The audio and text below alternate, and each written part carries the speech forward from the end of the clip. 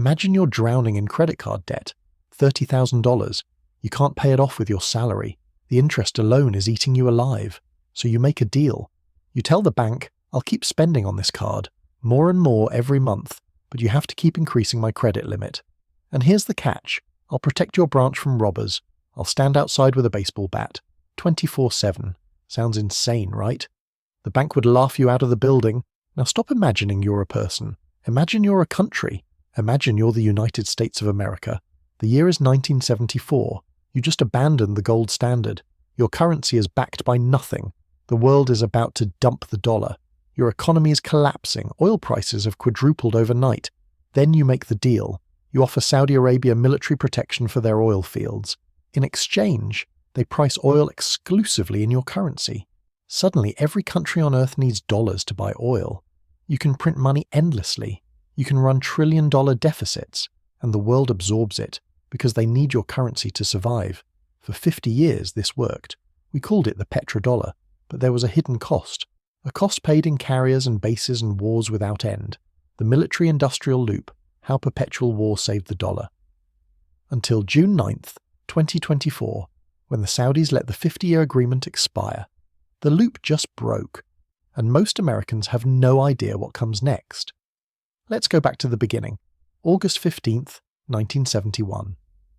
President Richard Nixon appears on television and announces that the United States will no longer convert dollars to gold. The Bretton Woods system, the architecture that made the dollar the world's reserve currency, dies in that moment. For the first time since World War II, the dollar is backed by absolutely nothing. No gold, no silver, just a promise. 2 years later, the consequences arrive. Arab members of OPEC, furious over US support for Israel in the Yom Kippur War, quadruple oil prices overnight. The American economy goes into free fall. Inflation explodes. Gas lines stretch for blocks. The dollar, now just paper, begins to lose credibility. Foreign central banks start quietly discussing alternatives. The American financial empire is 48 months from collapse. Then, in a series of secret meetings throughout 1974, Secretary of State Henry Kissinger flies to Riyadh. The deal he brokers will reshape the global economy for the next 5 decades. It's remarkably simple. The United States will provide military protection for Saudi oil fields, sell them advanced weapons, and guarantee the survival of the House of Saud. In exchange, Saudi Arabia will do 2 things. First, price all of their oil exports exclusively in US dollars. Second, take their surplus oil revenues and invest them back into US Treasury securities. By 1975, every member signs on. The petrodollar is born. Suddenly every oil importing nation on earth needs dollars. Japan needs dollars. Germany needs dollars. China needs dollars. It doesn't matter if they trade with America or not. They need dollars to buy the energy that runs their economies. Today, roughly 80% of global oil transactions are still conducted in US dollars, even for oil that never touches American soil. For decades, this looked like genius. The petrodollar system created artificial worldwide demand for US currency. America could print unlimited money, run massive deficits, and the world would absorb it, because they needed dollars to buy oil. The US military budget grew to $874 billion by 2024.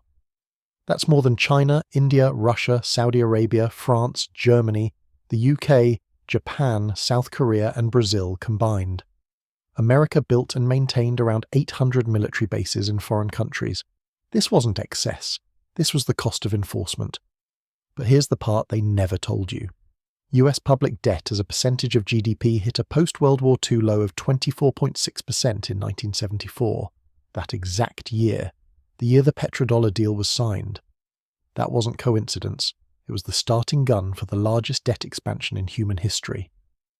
From $500 billion in 1974, US national debt has exploded to $38 trillion as of October 2025, a 76-fold increase.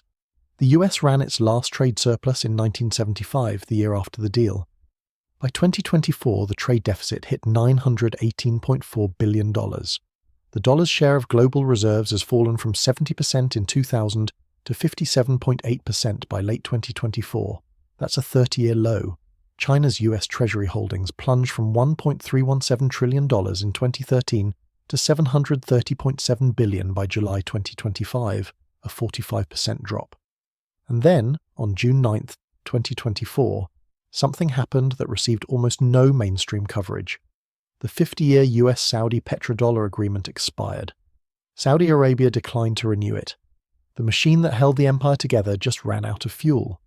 The petrodollar wasn't just about forcing the world to price oil in dollars. That was step one. The real genius was step two: recycling. The 1974 agreement didn't just cover oil pricing. It established something called the American-Saudi Committee for Economic Cooperation. Behind that bureaucratic name was a simple mandate. Saudi Arabia would take billions in oil revenues and invest them back into US Treasury bonds and American financial assets. This created a closed loop, a perfect circle that would finance the American empire for half a century. Here's how the machine worked.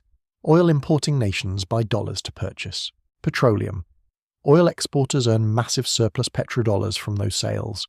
Those exporters then invest the surplus back into US Treasuries and American investments. This treasury recycling finances US trade deficits and military spending at levels that would bankrupt any other nation. US military power then ensures the continuation of the petrodollar system, and the cycle repeats forever. The numbers prove it worked exactly as designed. From 1974 through 1981, total OPEC current account surplus reached $450 billion. 90% of that was accumulated by Arab Persian Gulf countries and Libya. And where did that money go? Straight back into American financial markets, US Treasuries, real estate, stocks, defense contracts.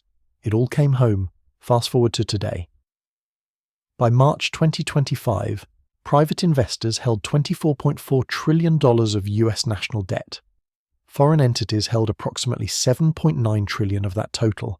That's 22.9% of all federal debt held by foreigners. Japan holds $1.1 trillion. The UK holds $809.4 billion. China, despite dumping treasuries for over a decade, still holds $756.3 billion. But here's where the system starts cracking. In fiscal year 2024, net interest on the debt reached $879.9 billion. Read that again. We paid $880 billion just in interest. That's more than we spent on Medicare, which cost $874.1 billion. It's more than we spent on national defense, which cost $873.5 billion. Interest payments are now the third largest federal expense, and they're accelerating. This is where the military component becomes clear. For fiscal year 2017, Department of Defense spending was 3.42% of GDP. By 2018, the US military budget accounted for approximately 36% of global arms spending, but US GDP was only 24% of global GDP. Think about that. We spend far more on military as a share of global spending than our share of the global economy. This wasn't waste. This was investment. Every aircraft carrier group patrolling the Persian Gulf, every military base in the Middle East, every weapons sale to Saudi Arabia, to UAE, to Kuwait, every training mission, every special forces deployment, all of it reinforced the system. The defense industry became the enforcement arm of dollar hegemony. Protection wasn't a side benefit of the deal. It was the entire deal. But now the loop is breaking. Foreign treasury purchases are declining. Interest costs are exploding. And the countries that used to automatically recycle petrodollars into American assets are building alternatives. The perfect circle is becoming a death spiral. The system had rules. And when countries tried to break them, consequences followed with mechanical precision. The year 2000, Iraq under Saddam Hussein announces it will begin selling oil in euros instead of dollars. At the time, this seemed like a minor currency decision. Iraq was already under sanctions. Their oil exports were limited. What difference could it make? By February 2003, the Guardian newspaper reported that Iraq had actually netted a handsome profit after switching to euros. The currency bet had paid off. Other oil-producing nations were watching closely. Then, in March 2003, Iraq was invaded. The stated reason was weapons of mass destruction, mobile chemical labs, nuclear programs, imminent threats. After the invasion, investigators found none of it. No WMDs, no active weapons programs, nothing. But something else happened immediately. Iraq's oil sales were switched back to dollars. Within months of the invasion, Every barrel of Iraqi oil was once again priced in US currency. The euro experiment ended. 9 years later, Libya. In 2009, Muammar Gaddafi was serving as president of the African Union. He proposed something ambitious, a gold-backed currency called the gold dinar for African oil sales. Libya held 144 tons of gold, substantial reserves for a nation of its size. Gaddafi's plan was to unite African oil producers under a single gold-backed currency, free from dollar dependence. He began pushing this agenda across the continent. A leaked Hillary Clinton email later revealed French concerns that this gold-backed currency would harm their economy. American officials felt threatened by potential loss of petrodollar control in the oil-rich region. The proposal gained traction. Other African nations expressed interest. In 2011, NATO forces attacked Libya under the stated goal of protecting civilians during the Arab Spring uprising. Gaddafi was killed. Libyan infrastructure was destroyed. The country descended into chaos that continues today. The 144 tons of gold remains unaccounted for. And Libyan oil? Return to dollar sales immediately. The pattern becomes undeniable when you look at the full list. Iran stopped selling oil in petrodollars. Result? Crushing sanctions, economic warfare, assassination of military leaders. Syria moved away from dollar-based oil sales. Result? Civil war, US-supported opposition forces, ongoing military presence. Every single country that threatened the petrodollar system faced either direct military intervention or devastating economic consequences. This wasn't coincidence. This was enforcement. The $874 billion annual military budget wasn't just for national defense. It was the insurance premium on dollar hegemony. Every carrier group, every overseas base, every weapons system existed to send one message. You can sell your oil however you want. But if you stop pricing it in dollars, consequences will follow. This is why the petrodollar required such extraordinary military spending. Other countries don't need 800 foreign bases to defend their currencies. But other countries don't have currencies that depend on forcing the entire world to use them for energy purchases. The dollar's reserve status was maintained through overwhelming military superiority, the ability to project force anywhere, anytime, against anyone who threatened the system. This arrangement worked as long as the targets were small. Iraq, Libya, Syria, countries that could be isolated, sanctioned, and if necessary invaded. But what happens when the countries leaving the petrodollar system are too big to invade? What happens when they're nuclear powers? What happens when they represent 40% of global GDP? That's the question America is facing right now. Then something unprecedented happened. Instead of individual countries trying to leave the petrodollar system one by one, nations started coordinating their exit. They built alternatives together, and they were too large, too economically powerful, and too militarily capable to be stopped. BRICS began as 5 countries: Brazil, Russia, India, China, South Africa. By 2024, it expanded to 10. Indonesia joined, Iran joined, the UAE joined, Egypt joined, Ethiopia joined.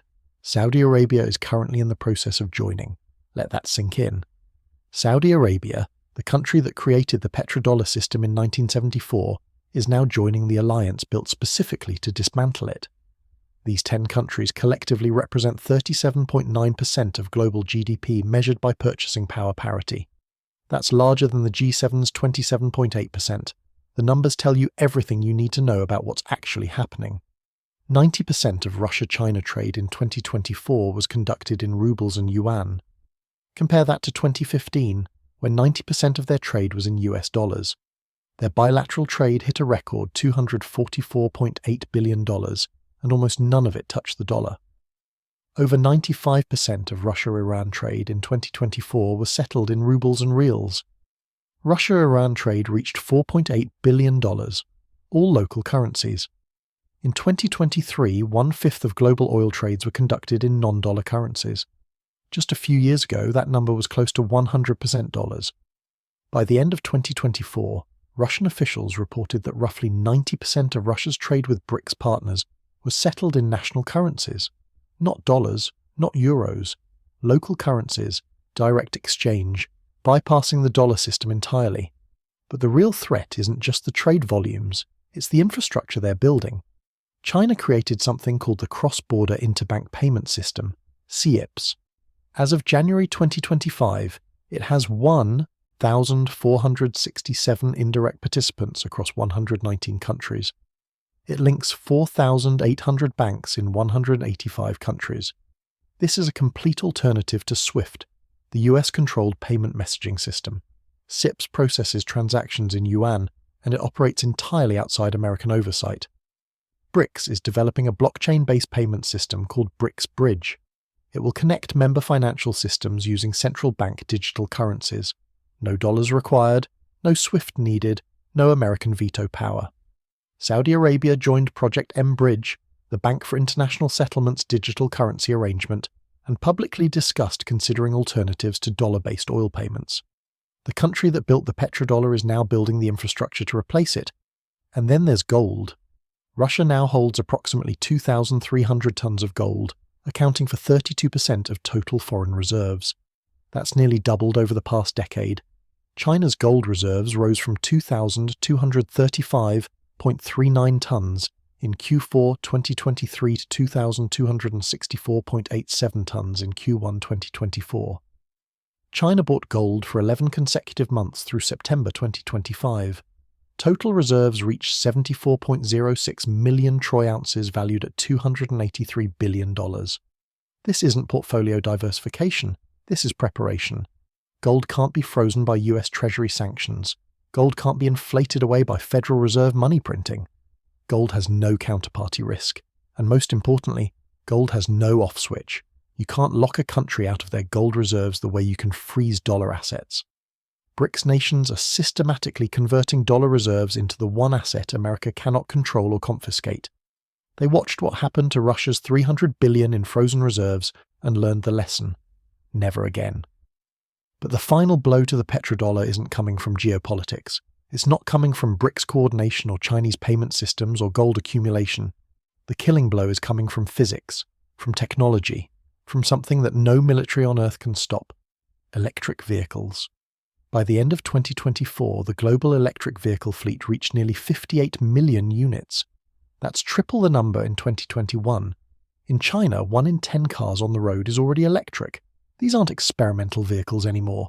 They're cheaper than gas cars in most markets.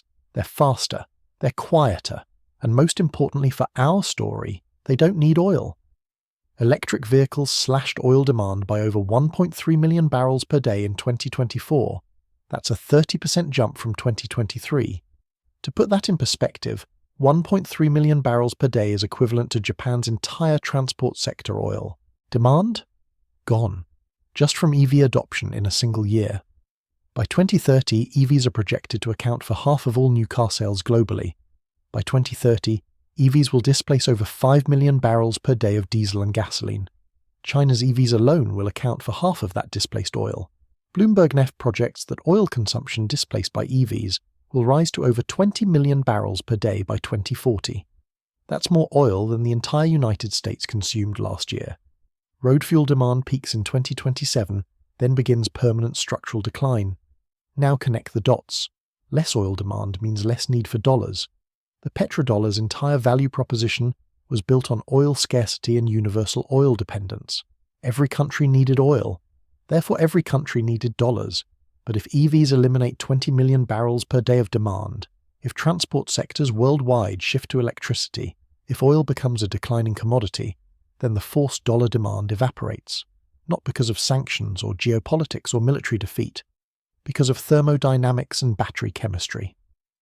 In 2022, the global shift to EVs resulted in an estimated $9 billion drop in fuel tax revenues. By 2030, fossil fuel tax revenue is projected to decrease to $520 billion, with net tax shortfall for governments reaching over $65 billion globally. The system is eating itself. Meanwhile, federal debt surpassed $30 trillion in February 2022. It hit $34.4 trillion in February 2024. It reached $38 trillion by October 2025. At the end of 2024, national debt was 124% of GDP. That's 5% above the World War II peak, and we're not even fighting a world war. The average interest rate on federal debt has more than doubled from 1.556% in January 2022 to 3.352% as of July 2025. Every percentage point increase adds hundreds of billions in annual interest costs, and as the dollar's reserve status erodes, as foreign buyers disappear, rates will have to rise even higher to attract the financing we need. This is an accelerating death spiral. Here's what this means for you. A failing dollar will have catastrophic consequences for the United States because there isn't enough manufacturing or non-financial services left in the economy. When the dollar loses reserve status, imports suddenly become expensive. Your cost of living explodes, quality of life drops. The cheap goods from China, the affordable electronics, the reasonably priced clothing, all of it gets dramatically more expensive when you're paying with a weakened currency that the world doesn't want anymore. The 50-year deal was elegant in its simplicity. America provides military protection and weapons for oil priced in dollars. Petrodollars finance more. Military spending protects the system for half a century. It worked, but the loop is breaking.